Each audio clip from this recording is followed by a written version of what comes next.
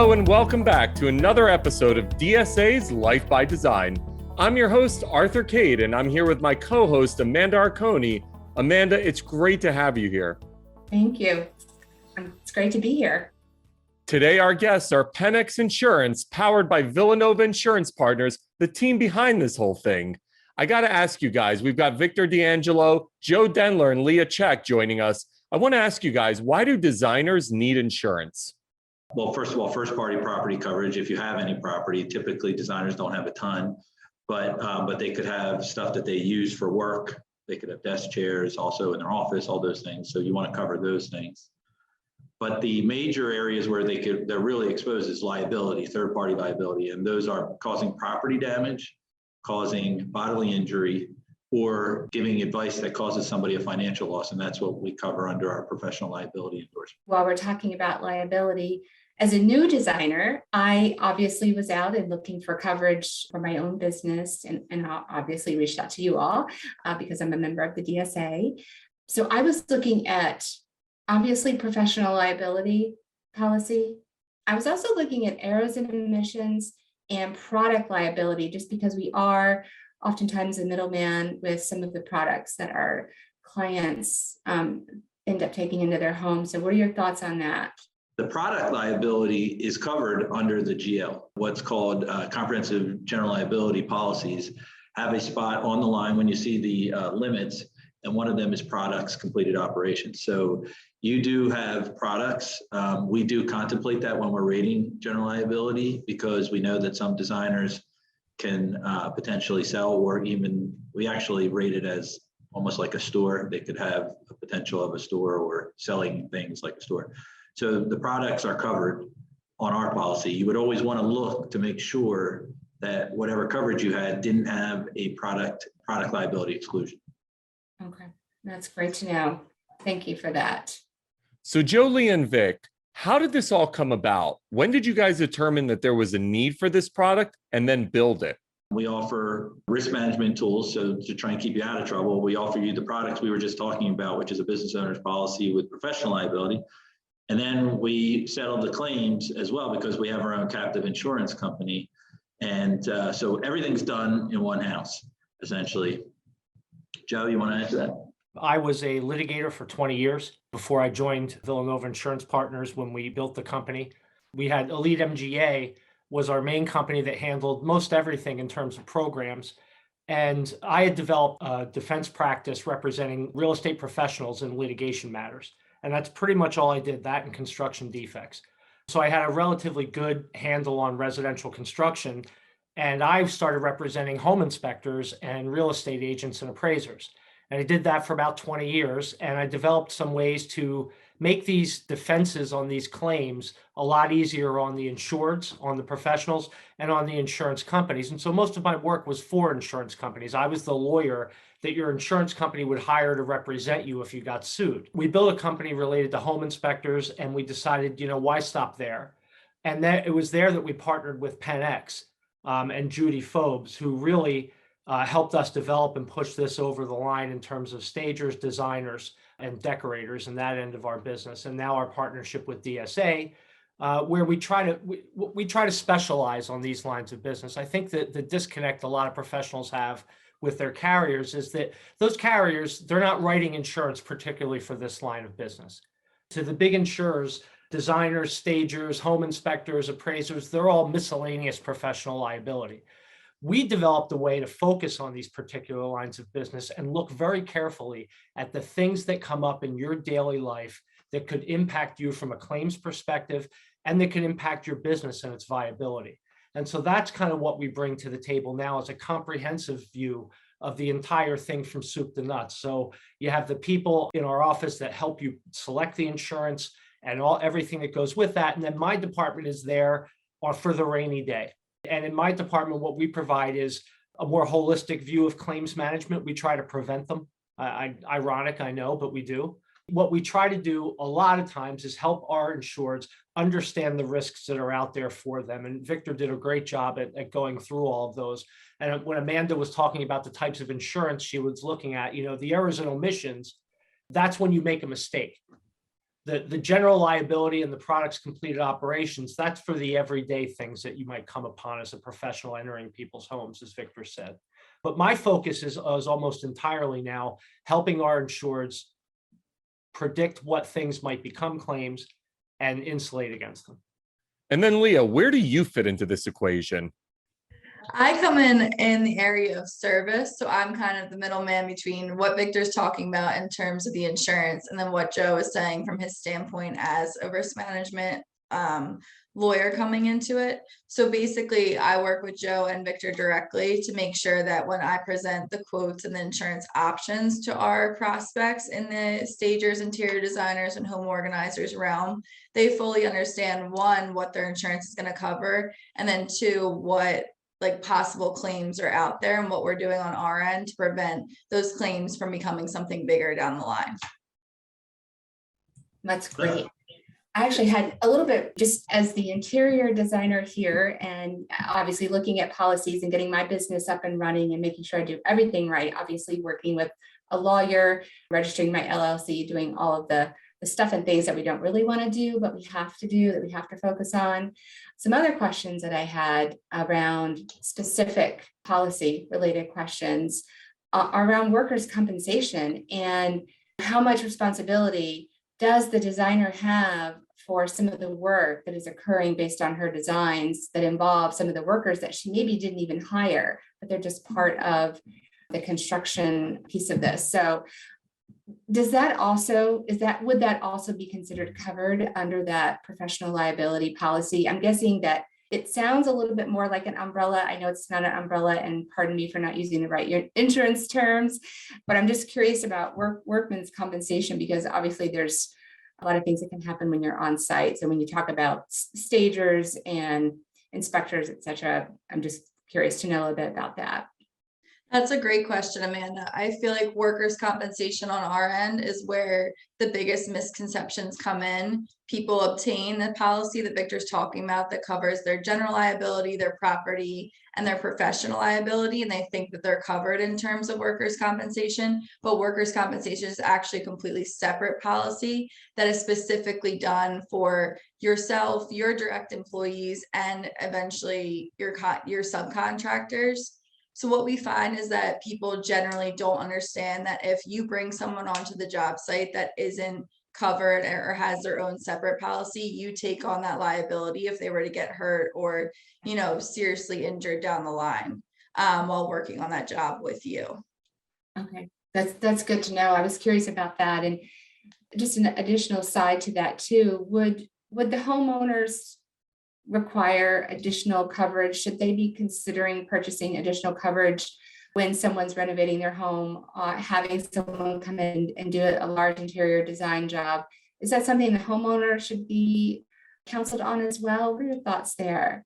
It's an interesting question, Amanda. So there's a couple things there. So one, if there was major construction going on, they definitely want to tell their homeowners, not just from the increased liability, but because they might want to have to change their policy to a property sort of, it's called a builder's risk. So the homeowners doesn't typically contemplate major construction. If somebody's just coming in and doing paint carpet, that's not a major issue from the homeowner's insurance company standpoint.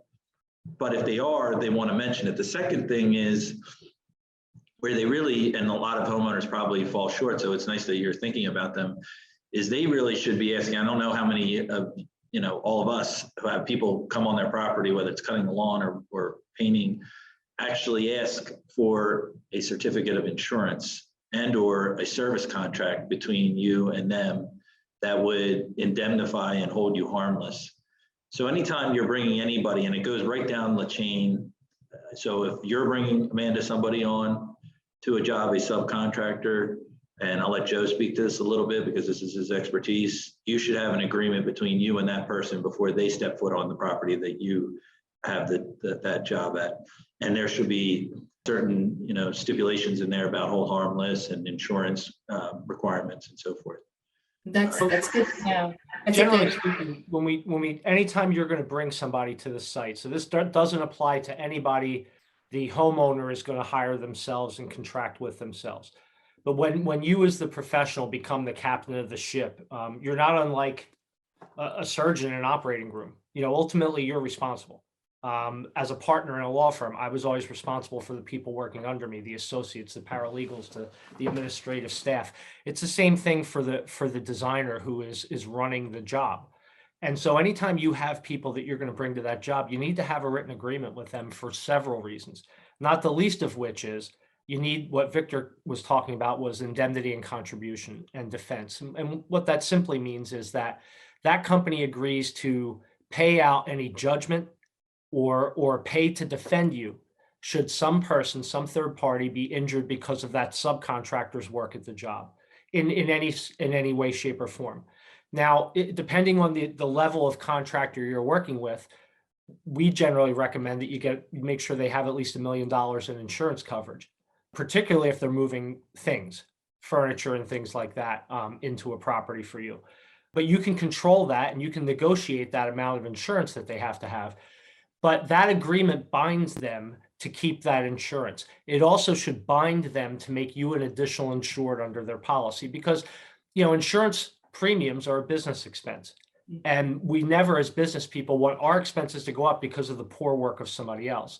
And so the more you can not involve your own insurance carrier in that claim that you had really nothing to do with other than you happen to hire that contractor, then you want to make sure their insurance is picking up the tab for that, not yours. Why should your premiums go up? And so the other thing is when you have that subcontractor working for you, generally speaking, their policy is going to require that they have a written agreement with you before their carrier is going to indemnify you on a loss. That makes sense. So, do these policies protect both professionally as well as personally? If you're working for the business, certainly, while you're in the course and scope of your work for that company, you are covered for certain things.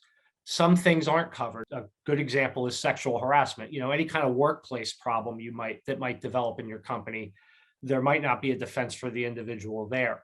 But if we're just talking about a general situation where the designer, for example, is now sued in their individual capacity, say the client gets mad, they sue the designer, they sue your company, and they sue you individually. And we see this a lot with real estate professionals. Happens to lawyers and doctors too. They generally sue people individually. The policy will cover the individual as long as they were in the course and scope of their work for the company. That's really good to know. I think obviously also going back to having a really good service agreement that's been drawn up by an attorney in your state. Sounds like that's an important aspect of this whole thing. Is getting Well, your it service is. It is. It's so important, in fact, that we developed the whole program for it, for every line of business we write, particularly the designers and stagers and decorators and home inspectors. Just as critical as the agreement between you and the vendor is the agreement between you and your client. Now, just as a matter of basic business best practices, you need to have a writing in place that shows what you're charging somebody, what you agree to do and what you don't do. If you want to ever be able to, for example, if you don't get paid at the end of the job and you want to be able to go collect that money, you need to have a writing. And if you want to collect interest on their bad debt, if you want to make them have to pay for you to pay the lawyer to go to court and sue them, that all has to be in a written agreement that they sign. If it's not there, you can't do that. And so that's a bare minimum, putting aside all the other things that go into any kind of arrangement where you're going to someone's house and performing services. There needs to be an indemnity agreement in there, just like it is for the third party vendor, because you're not in control of the site, your client is. You're there and you're telling people what to do and where to put things. But when the lights go out, you're not in charge of that site. When they decide to have guests over, you're not in charge of that site. And so the primary person in charge of that site should have the responsibility in a written agreement. We also include, now, anybody who's insured with us gets these agreements for free. And they are written by myself and my legal team here. And they're based on years of experience in this field, as well as with the legal aspects of what happens to professionals. And so there's provisions in there that limit the time somebody can sue you. There's provisions in there that limit the amount of money somebody can sue you for, or the types of things they can sue you for. There's a provision in there that specifically says you're not responsible for any third parties. All these things are things we all developed from the years of experience we've had representing professionals as their insurers, as their attorneys. We developed these because they are built in such a way to eliminate all the unknowns, all the uncertainties that you come up against in your business, in your daily life, all the things where people might do things to try to harm your business. we eliminate those as many as we can. And also, it's good practice to give your clients something that you can be proud of, that when they read it, they fully understand what the scope of your work is and what you're agreeing to do and not do. So there's no confusion later on. We felt so strongly about that we spent a considerable amount of time putting these together on a state-by-state basis, because we want to make sure our insureds have all the tools they need to insulate their business and themselves. That's great. So, Joe, we've obviously talked about the designer end of it. What about the homeowner end of it? What is kind of their responsibility? Are they responsible for any accidents on the property? Absolutely. Ultimately, under the law, the owner of the property, the party in control of the property, is always responsible for the conditions. Now, if in a situation where it's a home that might be shown, or there are business transactions occurring because of it's going to be sold, or let's say it's a new build and you're going in to design a new build and it's going to be sold, the person who owns the property, who invites people to the property for a business reason, ultimately has the main responsibility under the law to make sure the property is safe. If it's a business invitee, somebody coming on the property for business, the owner is expected to know or reasonably should know of any defects or problems in the property that may create a danger zone for somebody visiting the property. So ultimately, they're always responsible.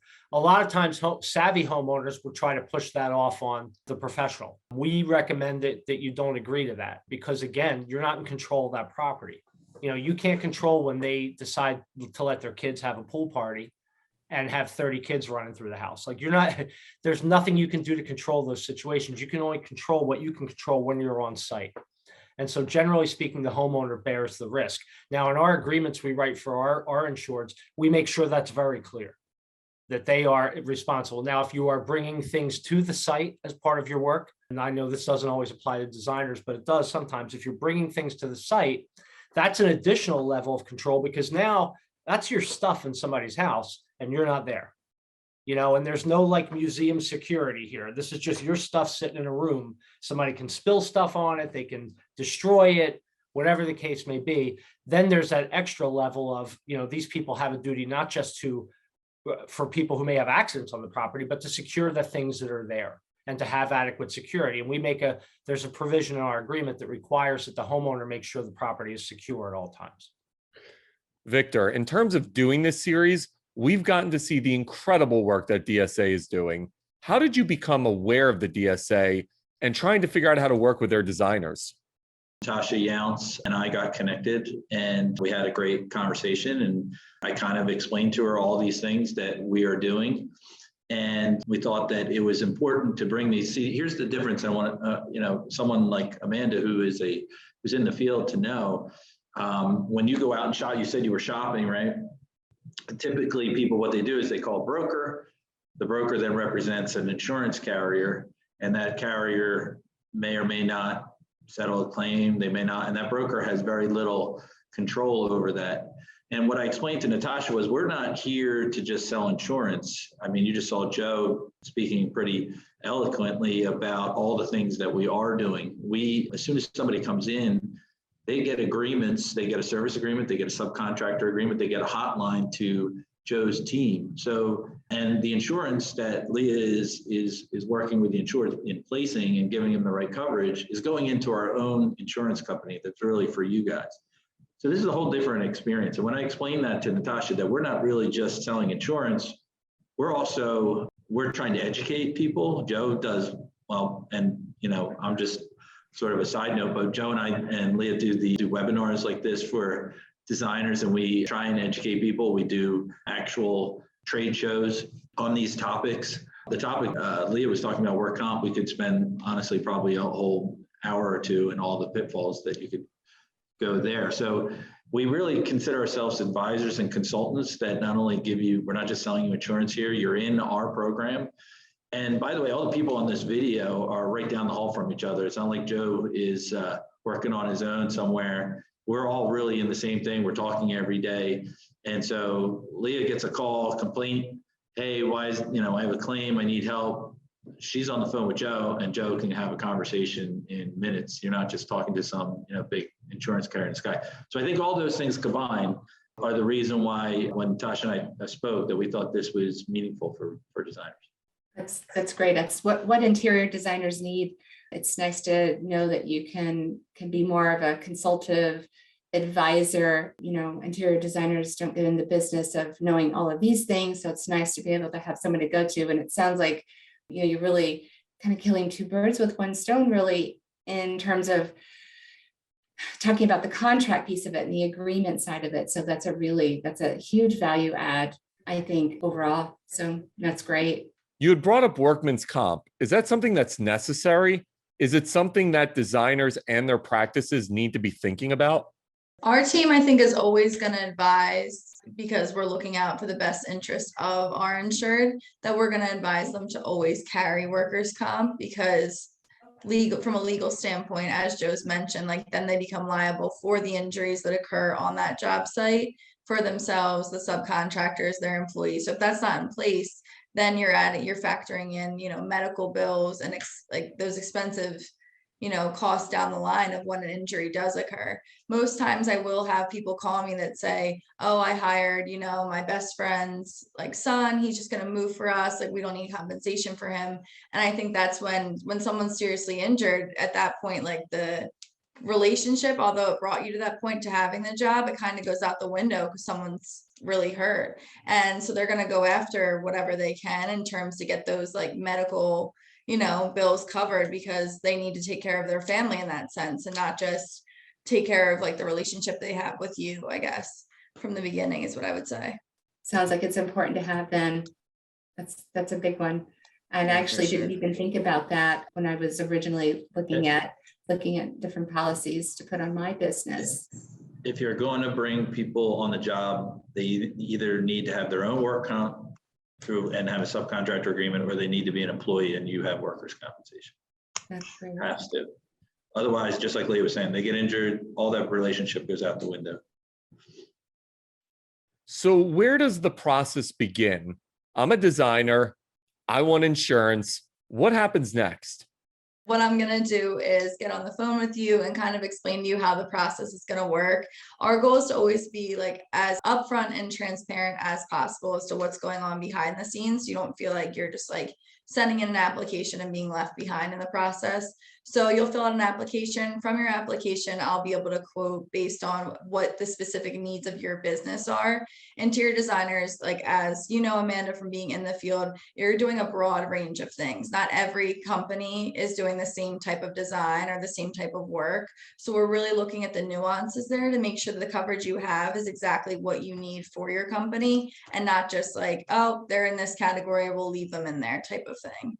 So from there, you'll get a quote. And then typically what happens is we schedule a call, we go over everything in further detail. I answer any questions that you have. And then moving forward, I'm myself and a couple of our other team members are your point of contact for any changes you need. And then of course, Joe on the risk management end is, you know, invaluable in terms of being able to answer those questions that come up with, you know, the claims or pre-claims assistance or just any concerns they have regarding those contracts that we've stressed prior. Once you buy coverage, you get a welcome package, and it has those contracts too, right off the jump. And then you also have the option, Amanda, actually to have Joe or his team of risk managers and lawyers review your if you decide, hey, I got this contract, I really like it, I had a lawyer look at it once, you can get a free review as well, and they'll just give you bullet points and things like that. Oh, that's great. Wow. Great service. If we had a couple minutes, I wanted to touch on fraud. And the only reason why I brought this topic up is because fraudulent activity with third-party buyers. And I've seen an uptick in this with some of the interior designers that I'm familiar with, particularly here in the Northeast. I'm in New England. And, you know, what type of policy, what can you do from an insurance perspective to protect the designer when you've reached out to a buyer to assist you in the process of sourcing, whether it's fabric or materials for a job, and they don't deliver? And it could be for a number of reasons, but what happens is a lot of times with interior designers, especially if you're a small shop, you don't have the buying power to go to some of the large vendors to make purchases. So there are third parties, there are buyers out there that will aggregate and do that for you. And there's some that do a good job, and there are others that are not. So how do you know, is that do we go back to the discussion of agreements? Well, it's unfortunately in that situation, they're likely the party giving you the agreement, right? Because they're going to be in control of the transaction. So it's not unlike when you're giving your client an agreement. So it's going to be controlled by what's in their agreement. But even if the agreement's silent on it, obviously the main consideration and the reason for that transaction at all was you pay them and they provide what they're supposed to provide. And so once that falls through, they owe you at least that money. Now, that's where, in terms of trying to collect the money that is not just related to what you laid out, but also, all the trouble and expense. From the civil side, you could sue them for fraud, misrepresentation. Depending on what state you're in, there's probably a consumer fraud statute that could be used. Not nearly every state has one, and they're nice because for the consumer, they actually add an additional penalty where usually it's triple the damages plus all your attorney's fees get paid. So it makes it very onerous for the party who decides to act fraudulently. There's also criminal implications with that. It can be criminal fraud, in which case you'll fill out a complaint. And it's very likely, that those people would then have a criminal problem. Now, if you're not in the same state or country with them, as you can imagine, your ability to recoup is going to be severely limited. And so, if you've ever had the experience of buying something online, and when it comes, it looks kind of like it did on the picture, but it's about 5 times smaller and is missing the electronic parts, or it's 2 left shoes. You might not find that person. You might not have any ability to recoup that. So my advice always is to our clients, deal with people and where they are. Because if you got to reach out and touch them, they generally need to be in this country for you to really be able to do that from a cost-effective standpoint. Just so you know, from the insurance side, there's no policies that will pay you or indemnify you for a transaction like that's more of a civil or criminal thing, that like Joe's. It's really important that you do a lot of research on whoever it is you're going to do business with. Look, in today's world, unfortunately, businesses sometimes go under in the blink of an eye, and maybe there might not be warning. I think back to when my wife and I were getting married, and the people who did all the dresses suddenly closed their doors and went out of business about a month before our wedding. And so my wife and her bridesmaids had no dresses. We had to redo all that within a month of the wedding. And believe me, I tried to sue these people with every ounce of blood, sweat, and tears I had, but they were bankrupt. What are you going to do?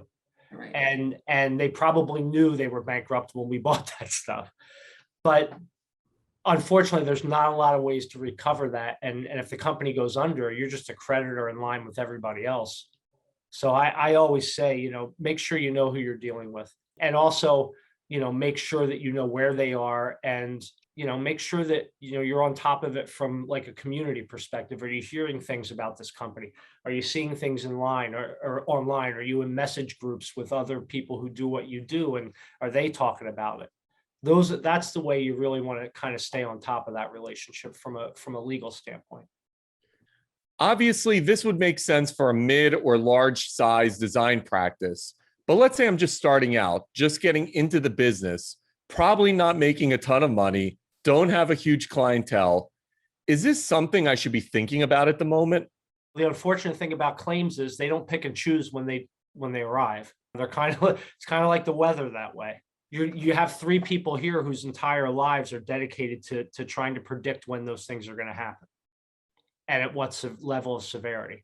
And that's really my entire job, is forecasting what's going to happen to people over the next 3 years. And so there's no timeline for that. You can be in business. I've had home inspectors who were on their first inspection and had a lawsuit as a result of it. There's no way to predict that. But you don't want to start out on a bad foot. The worst thing you can do is go out there and say, I'm going to take care of this later on. Let me get rolling. Let me get some money in the bank. Let me get some bills paid. Let me get my promotional stuff made up. Let me go out there and shake hands with people who are going to refer me business. And then the insurance kind of falls off on the wayside. And then you have a problem. And when you have that problem, boy, that day you forgot to sign that insurance paper is really going to come back and haunt you. So I'm going to say to you that it should be, it should be as important as everything else you do to start that business, from opening an actual corporation in a state to signing the lease on your building or buying your equipment. Insurance should be right there on the top of the list of things you do before you go out there and start working for people. Amanda, I actually want to ask you, at what point did you start thinking about your need for insurance? Right away, actually. And, some of that comes from my experience being a commercial banker and having to consult clients on different matters.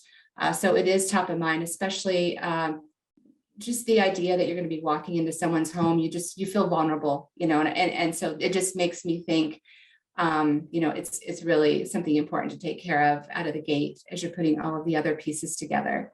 And I think this is a great conversation.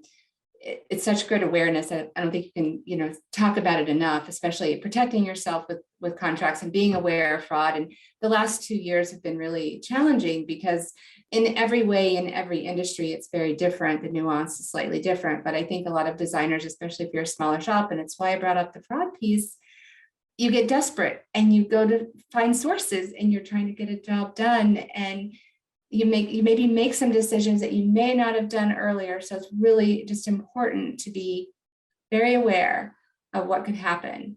So it's a really good, this whole conversation has just been very, very good educationally wise, just on all the things you should be doing, what you should be on the lookout for. So I appreciated it. It's great. Your expertise is in design, all right, or whatever the small business person is. You shouldn't be thinking about these things. That's where we kind of come from, a place where we want to be that resource for you. And provide you a way to ask those questions before they become problems, right? And so that's why it's so important for us that we're available to our insureds 24/7. So if you have a situation come up and you call us, you're gonna get somebody in the claims department today, and it's going to be somebody who's going to talk to you about it. And you're not just getting a bunch of people who work for a company that are sitting in some office park in cubicles. Victor and I are the owners of this company. We do this on a daily basis because we care. And we understand that the biggest value we bring to our insureds is that personal touch, is that we're out there looking out for them on their smallest and biggest jobs, on their best days and their worst days. I think that's why we've been successful. I come from a family that lived and died by our small business. And so I know, intuitively what it's like to go through things as a small business. And we take pride in specializing in that. And then in the new business person who doesn't know and has nobody to ask and is floundering, we're there to help them, not just sell them the product, but we're there with you every day.